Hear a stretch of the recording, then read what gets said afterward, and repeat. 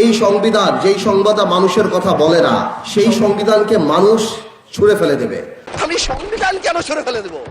এই সংবিধান দিলে গাত্রদাহ কেন হবে? যে কোনো সরকারি সামনে আসবে এই সিচুয়েশনের মধ্যে থাকলে বা এই সংবিধান দ্বারা পরিচালিত হলে তাহলে ফ্যাসিস্ট হয়ে যাওয়ার সম্ভাবনা বেশি। আপনারা কোথা থেকে নিয়ে আসছেন সংবিধান সংস্কার পরিষদ? What status it has? এটা কোথা থেকে আসছে? বিপ্লব যখন হয় তখন সংবিধান চলে না। এই আন্দোলনের কারণে আমরা এখানে হয়তো আমরা জেলে থাকতাম, but the country must move on. নির্বাচিত সরকারি সংবিধান সংস্কার করার নৈতিক অধিকার রাখে। যেভাবে হবে সেভাবে আমরা করব, সংবিধানকেও রাখবো, জুলাইকেও সম্মান করব। আমরা উপলব্ধি করি আজ থেকে 40-50 বছর আগে যে সংবিধান লিখে রেখেছে, বলা হয়েছে, সেটা শুধু সেই সময়ের জন্য হয়তো ভালো ছিল, কিন্তু আজকের দিনের সংবিধান এই কথা বলে না। অফকোর্স গণভোট, এই যে আপনারা অনেকে বলেন অবৈধ, আমি অবৈধ বলতে চাই না, ইটস টু হার্শ, রিগরাস, বাট এটা সত্যি, এটা cannot be traced back in the constitution, so it is a mere unconstitutional thing. আমরা দেখেছি বিগত সরকার এই সংবিধানকে ব্যবহার করে বারবার মানুষের উপর অত্যাচার করেছে, গণতন্ত্র উপর এই দেশ থেকে মানে ভোটের অধিকার মানুষের গলায় পাড়া দিয়ে এই ভোটের অধিকার গণতন্ত্রের গলা টিপে সব ধ্বংস করে ফেলেছে। সুতরাং আমরাও মনে করি যে এই সরকার কেন, যে কোনো সরকারি সামনে আসবে এই সিচুয়েশনের মধ্যে থাকলে বা এই সংবিধান দ্বারা পরিচালিত হলে তাহলে ফ্যাসিস্ট হয়ে যাওয়ার সম্ভাবনা বেশি। কিন্তু এর বাইরে আমি যেটা মনে করি যে যত দামি গাড়ি নিয়ে আসুন, যত দামি বাবুর্চি নিয়ে আসুন বা উপাদান নিয়ে আসুন, বাবুর্চি আর গাড়ির চালক যদি ভালো না হয় তাহলে ভালো খানাও আপনি পাবেন না, সে গাড়িও গন্তব্যে যাবে না। আমি মনে করি সবার উপর মানুষ সত্য। ভালো মানুষটা থাকতে হবে রাজনীতিতে যদি সেই সংবিধানকে ঠিক মতো পরিচালনা করতে হয়। আপনি যদি খারাপ মানুষ নিয়ে আসেন তাহলে অবশ্যই যেই সংবিধানই আমরা দেই, মানুষের ইচ্ছার প্রতিফলন সেখানে কখনো হবে না। আমাদের এই সংবিধান মানুষের জন্য সংবিধান, সংবিধানের জন্য মানুষ না। মানুষের উন্নয়নের জন্য, দুর্বল মানুষকে প্রোটেক্ট করার জন্য, গুড গভর্নেন্সের জন্য, সরকার কিভাবে চলবে, সরকারের সাথে মানুষের যে একটা সোশ্যাল কন্ট্রাক্ট, এই সব কিছুর জন্য সংবিধানের জন্ম। কিন্তু এই সংবিধানকে ব্যবহার করে বারবার মানুষের উপর অত্যাচার করা হয়েছে। সুতরাং এই সংবিধান যেই সংবিধান মানুষের কথা বলে না, সংবিধান যেই সংবিধানে মানুষের ইচ্ছার প্রতিফলন হয় না, মানুষের ভবিষ্যৎ দেয় না, মানুষের প্রোটেকশন দেয় না, সেই সংবিধানকে মানুষ ছুঁড়ে ফেলে দেবে। সংবিধানের প্রাসঙ্গিক হতে হবে। আমরা এটা উপলব্ধি করি যে বাংলাদেশের সংবিধান পরিবর্তন প্রয়োজন। আমরা উপলব্ধি করি বাংলাদেশের সংবিধান প্রাসঙ্গিক হওয়া প্রয়োজন। আমরা উপলব্ধি করি আজ থেকে 40-50 বছর আগে যে সংবিধান লিখে রেখেছে, বলা হয়েছে, সেটা শুধু সেই সময়ের জন্য হয়তো ভালো ছিল, কিন্তু আজকের দিনের সংবিধান এই কথা বলে না। সুতরাং আমরা এর সংস্কার চাই, কিন্তু প্রশ্ন আসে সংবিধান সংস্কার করবে কে? আমি এখনো বিশ্বাস করি সংবিধান সংস্কার করতে হলে জনগণের সরকারের প্রয়োজন। আমরা বিশ্বাস করি নির্বাচিত সরকারি সংবিধান সংস্কার করার নৈতিক অধিকার রাখে।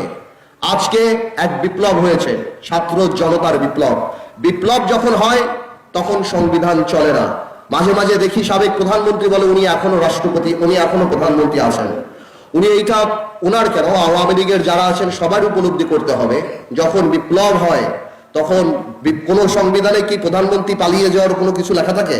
কোনো কিছু লেখা থাকে না। তো সুতরাং যখন বিপ্লব হয় তখন আমরা মনে করি একটা বিপ্লবী সরকার যদি থাকতো, সেখানে যদি ইউনূস সাহেব রাষ্ট্রপতি হয়ে সর্বদল মিলিয়ে একটা সরকার গঠন করত, আমার মনে হয় সেটা আরো ভালো হতো।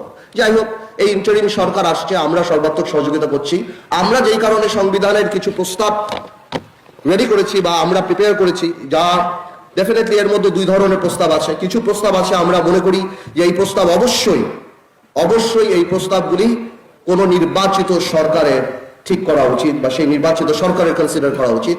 আর কিছু প্রস্তাব আছে সেগুলি আমি মনে করি আমরা সব দলরা মিলে, বা যেহেতু এটা জনগণের সরকার, জনগণের ভোট দ্বারা নির্বাচিত সরকার না, কিন্তু আমি মনে করি আমরা যদি সবাই একমত হই তাহলে আমরা সেই প্রস্তাবগুলি দিতে পারি এবং এগুলি যুগোপযোগী, এগুলি ইউনূস সাহেবের সরকার সেগুলিকে আমলে নিতে পারে। আপনারা আমাকে অ্যাটাক করেন as if আমরা জুলাইতে আমাদের কোনো কন্ট্রিবিউশনই নাই। একদিন এক ভাই দাঁড়িয়ে বলল, গতকালকে সম্মানিত সংসদ সদস্য দাঁড়িয়ে বলল যে আমাদের এখান থেকে বলা হয়েছে এই আন্দোলনের সাথে আমাদের সম্পৃক্ততা নাই। অফকোর্স আমরা এই কথা বলেছি, because it was politically correct. We never wanted to give it a political face.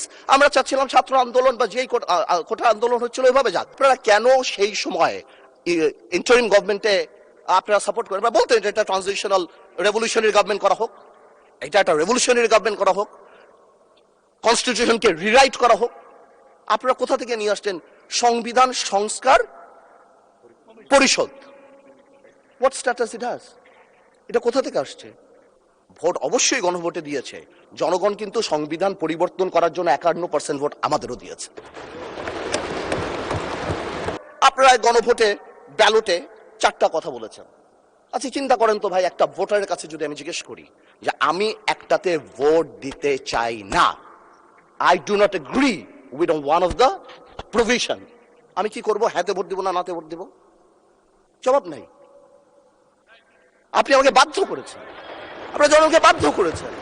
এখানে আরেকটা দিয়ে দিলেই পারতো যে এই সকল পরিবর্তন, জুলাই সনদের সকল পরিবর্তন আনা হবে এই সংবিধান সংস্কার কি বলে পরিষদ গঠনের মাধ্যমে, তাহলেই তো পারবো।